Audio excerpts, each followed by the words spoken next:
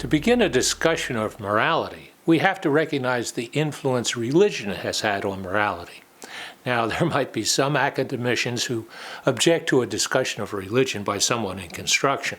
So let me assure you, this discussion is not intended to promote or denounce religion in any way. However, any student of history and civilization must recognize the influence, both positive and negative, that religion has had. On the negative side, horrible bloodshed, including wars and torture, have been justified on the basis of religious fervor. On the positive, great and wondrous art, architecture, and literature have been the result of religious inspiration. So to begin, I suggested toward the end of Part 1 that by the end of the 20th century, groups were starting to set their own standards of morality and ethics, perhaps different than the standards of others. This can, of course, be very discomforting.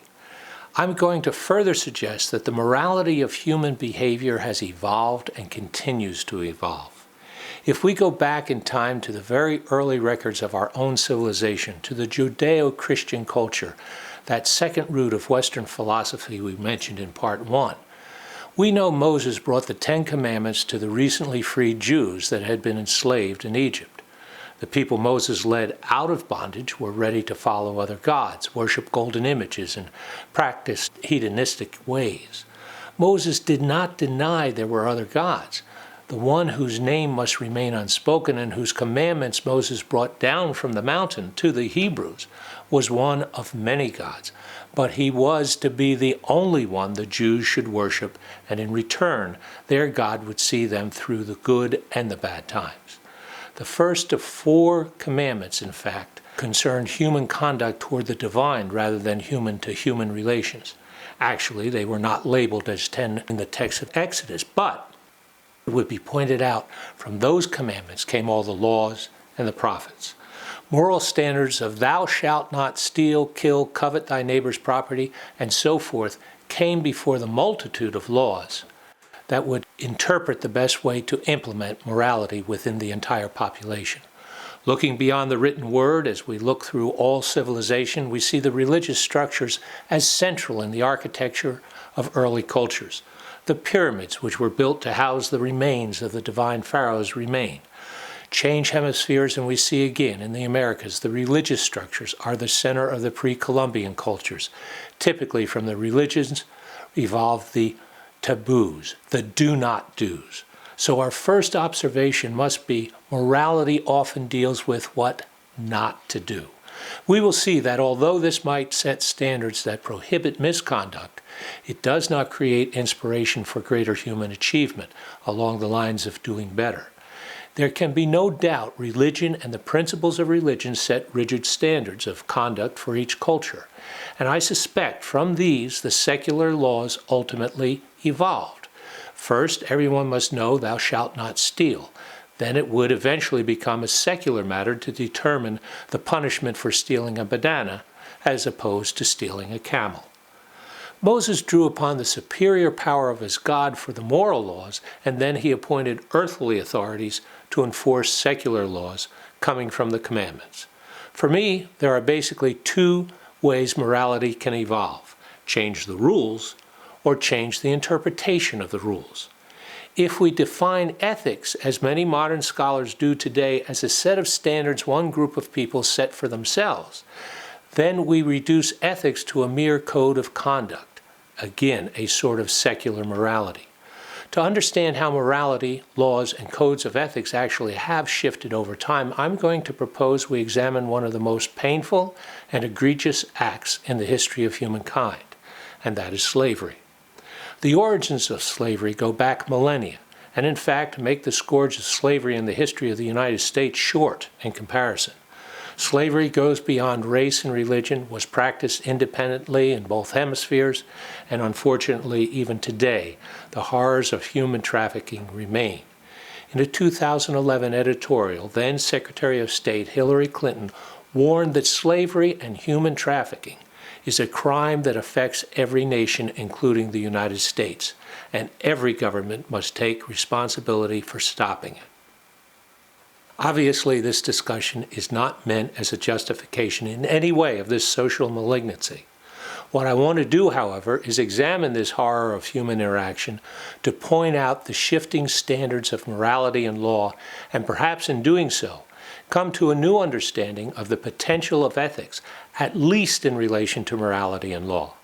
Let's start with a look back at biblical times and some of the most sweeping changes in human bondage up until Abraham Lincoln's Emancipation Proclamation.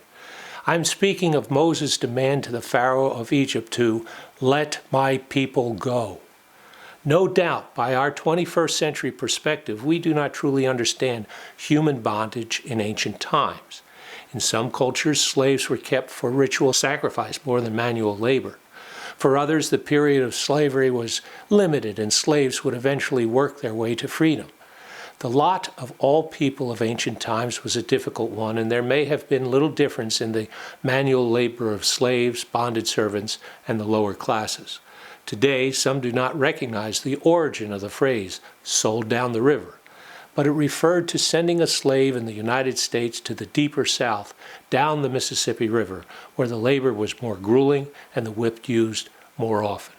Frighteningly, some Southern preachers even justified this horrible institution on the fundamental lie that slaves were not capable of taking care of themselves. However, although the physical treatment may have not been as harsh in the northern states, even up to our own colonial times and beyond, a basic distinction between bonded servitude and slavery was often not the physical treatment, but the duration of the bondage. Ben Franklin himself is a noted runaway from his bonded servitude.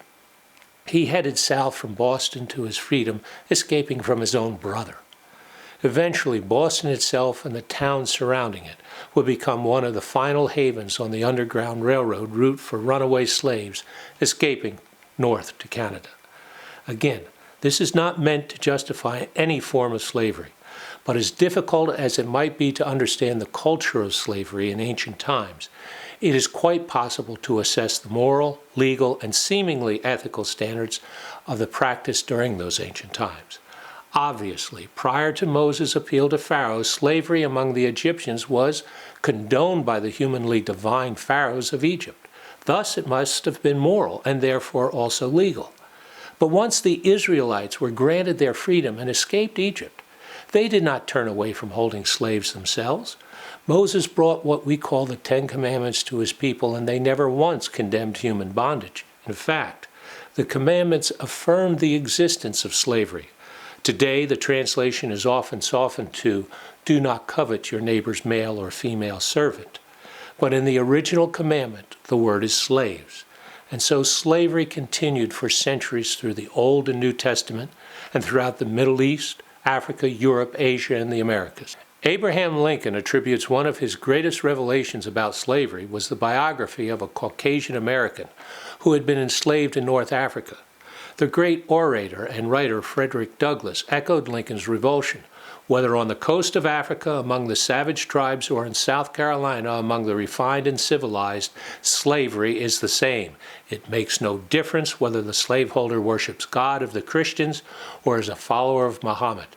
He is the minister of the same cruelty and the author of the same misery. Slavery is always slavery, always the same foul, haggard, and damned scourge, whether found in the Eastern or Western hemisphere. If we go back again to the Greek roots, the great philosophers of ancient Greece understood slavery as the way of their world. Aristotle, whom we will rely upon later for much of our ethical discussions, was part of a Greek society in which slavery was common. Aristotle's argument that time and circumstances changes virtue for each individual fails me at this point. However, there must be something more to ethics than just going along with the group. And I hope to reserve that as the distinction between morals and ethics for our next section. One of the great Greek philosophers, Epictetus, was born into slavery, and yet we have a significant treatise from him on ethics.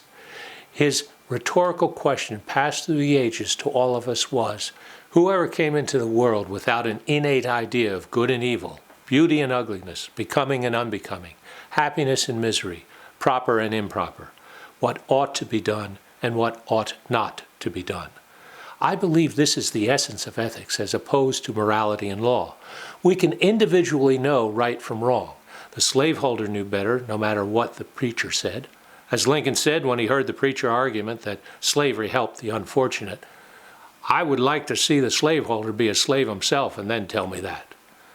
Staying with Abraham Lincoln, he stated when he was criticized for not belonging to a specific church, "I'll gladly join any church which truly practices the Golden Rule." Perhaps we again need to pay more attention to the Golden Rule.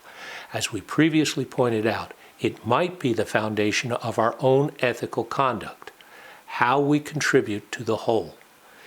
It may be that underlying principle that philosophers from Socrates through Kant were trying to tell us we could know and thus do right from wrong, while John Stuart Mill was recognizing there will always be other external pressures to divide our actions between the amount of good and whom we are doing good for.